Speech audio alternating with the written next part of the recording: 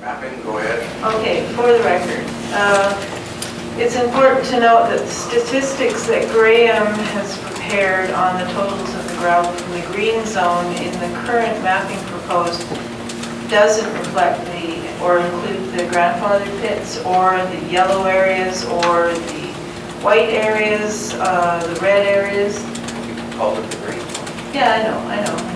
But you know, if people are looking at that and thinking, well, we only have so much gravel that's accessible, there's a lot of yellow zones that are pretty easy to access that are grandfathered in.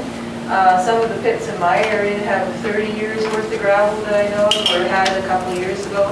Sumas Mountain, I saw on TV, they had 100 years worth of gravel. So doing this kind of statistical analysis also doesn't reflect what's in the Fraser River, which could have like an enormous amount of gravel for untold years, depending on whether they still do flood mitigation or do it under flood mitigation.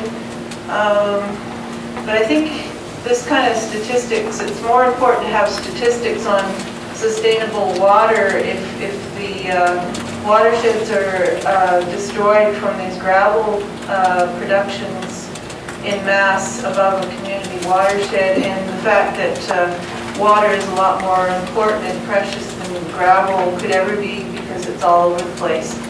And also, just on that note, Maud Barlow, who was the UN's ambassador on water, quoted from the World Bank reports that by the year 2030, the demand for water will outstrip supply by 40%.